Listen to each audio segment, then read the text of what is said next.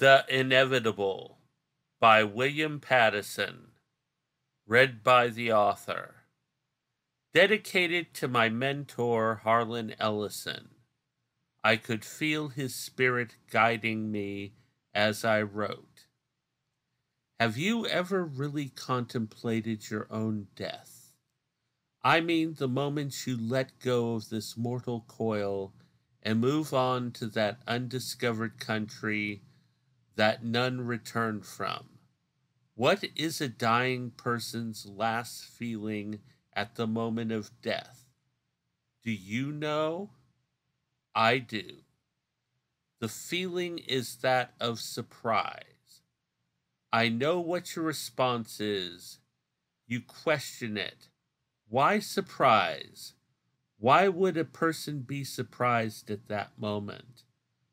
The reason is quite simple. The person who is dying suffers from the irrational hope that they can cheat death, that somehow the Grim Reaper will carelessly pass them by, and the hourglass of their life will somehow find hidden sand to keep going. It is a foolish hope, for you see the problem is death is not careless. Death does not make mistakes. Death does not make deals and doesn't debate right or wrong.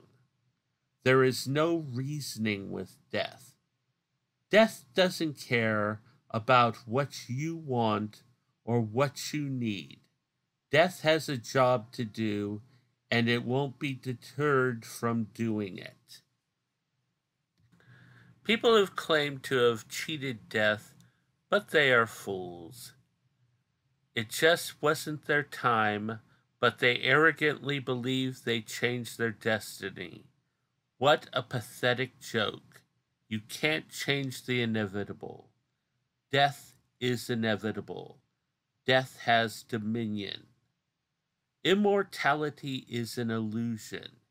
Yes, some beings may have longer lives and appear to be immortal, but death is always in the background, and in the end death will even come for these beings.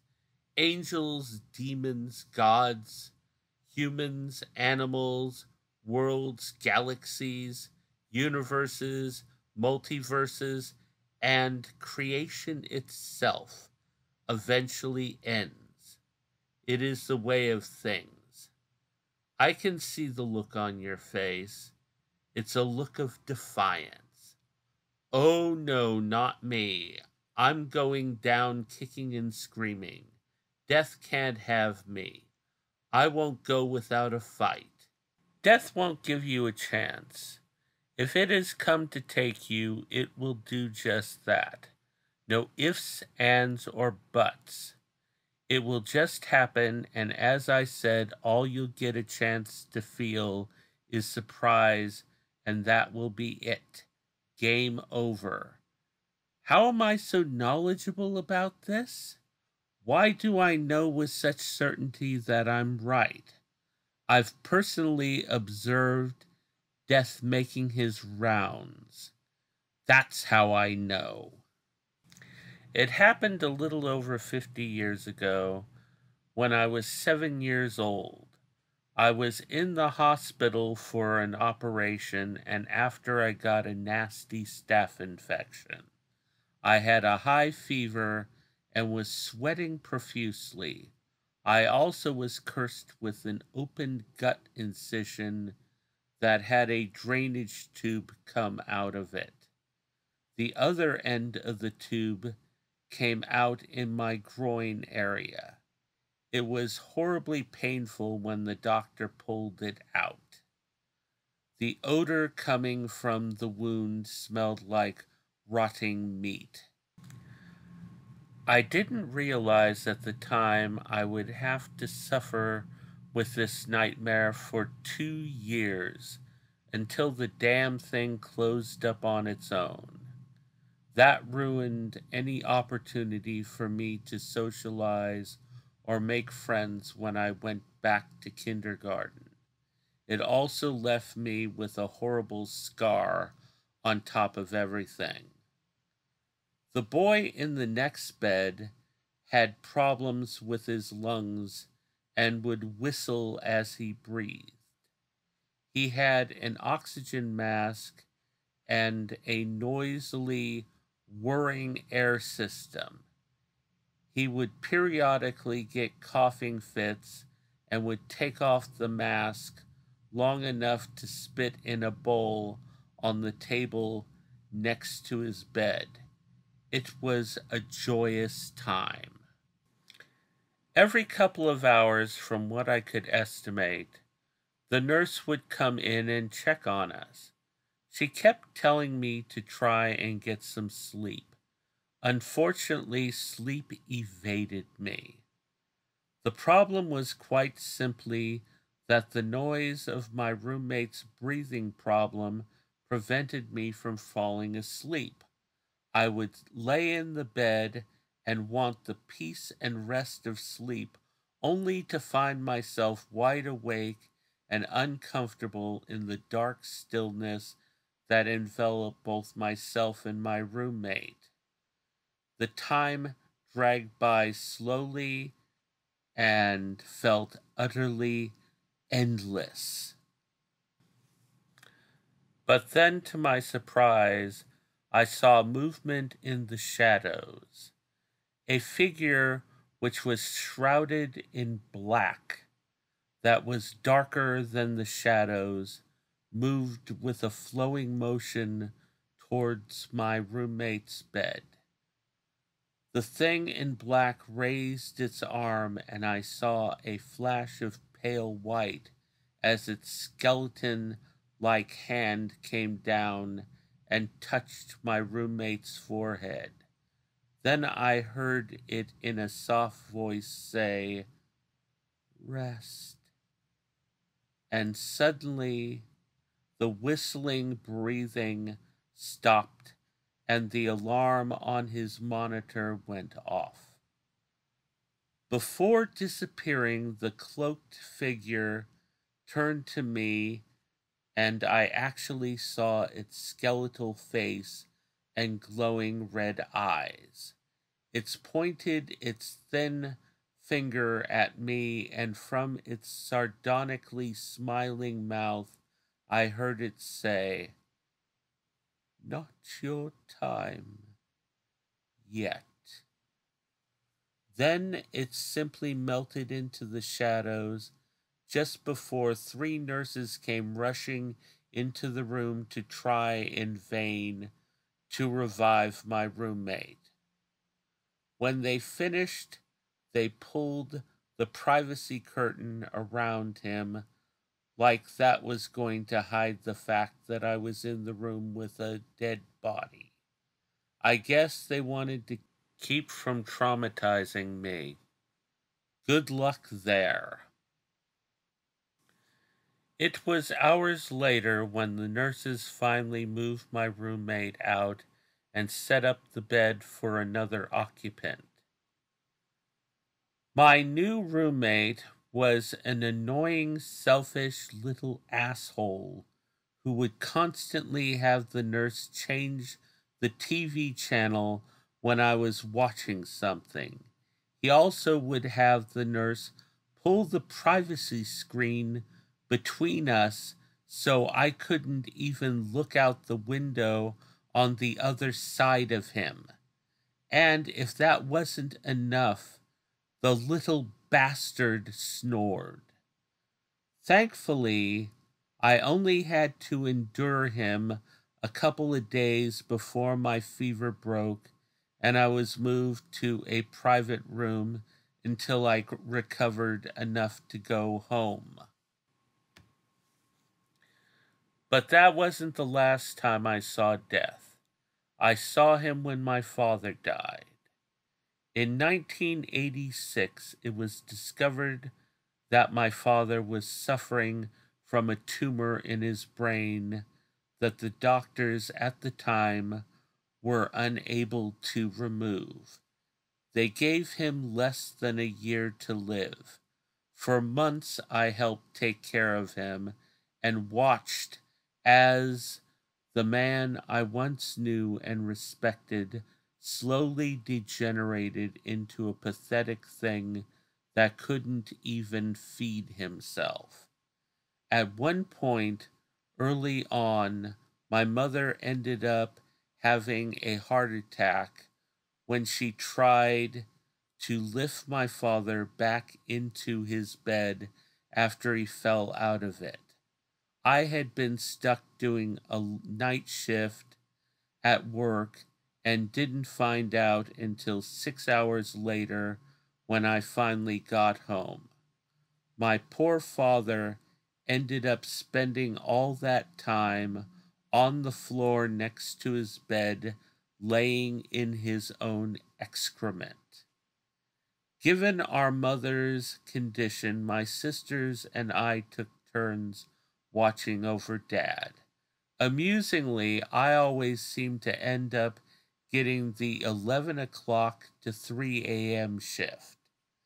In the end, I had to quit my job in order to help because my manager kept putting me on the night shift at work when I clearly told him I had to work days so I could take care of Dad.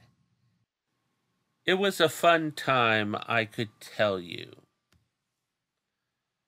On a couple of occasions during this time, while I was watching over him, Dad begged me to grab his pistol that he kept in his closet and put him out of his misery. But of course I couldn't do that. He also asked my other sisters. They also refused. They told me this. This was a shared pain between the four of us. Death, aka the Grim Reaper, arrived on an evening in the fall. I was watching Dad at the time. Death lifted himself out of the hardwood floor in front of my father's dresser. Like before, he seemed to flow over to my father's bedside. He seemed not to notice me. He put his bony hand on Dad's forehead and brought his head down close to Dad's face. Your pain and the burden of the war is over. Rest. I looked down at my father's face, and his tortured expression softened, and a look of peace replaced it. I opened my mouth to say something. I can't remember what. What I do remember is that Death turned to me and put his bony finger up to his sardonically smiling teeth and hushed me. Then he once again sank into the floor and disappeared. I ran out of the room to inform my family of our father's demise. 10 years later, my mother died in the same hospital I had my first experience with death in. This began when my sister noticed that my mother's feet had become horribly swelled up. We rushed her to the hospital, and after examining her, the emergency doctor admitted her and informed us to our shock that our mother wouldn't survive the night. They stuck her on a respirator because she had trouble breathing laying down. It was something I had noticed a week earlier but didn't acknowledge until that moment. Once again, my sisters and I took turns sitting with Mom. Of course, I was the last and was there at the end. I had actually dozed off and immediately woke up when death arrived.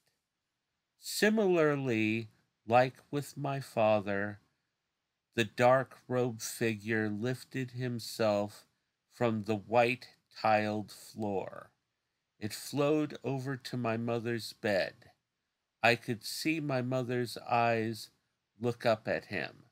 Once again, he put his white, bony hand on her forehead. He lowered his skeletal face down to her and said in his usual soft voice, "Your work is done, dear lady. Paradise awaits."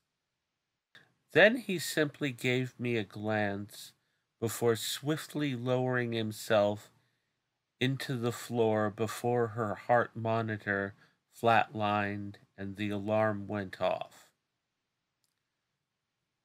A few years ago, my aunt died. I wasn't there, thankfully, but I can imagine my old friend came in her bedside, touched her on her forehead, and sent her on. So now I'm the one feeling my mortality. I've suffered a heart attack, and though I have recovered, I know I'm not completely out of the woods. But am I afraid of death's eventual coming? No. Why should I be?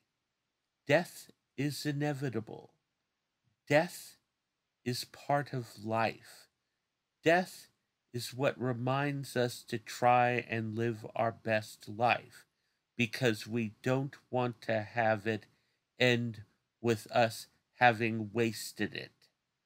No, I don't fear death, because even if he comes with a cloak of darkness and is pale and skeletal, he comes to comfort you and help your transition.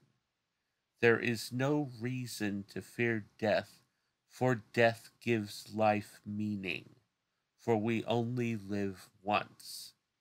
He is our companion that welcomes us at the end of our journey. Why would I fear that? I will welcome him as I would a dear friend. There is your answer.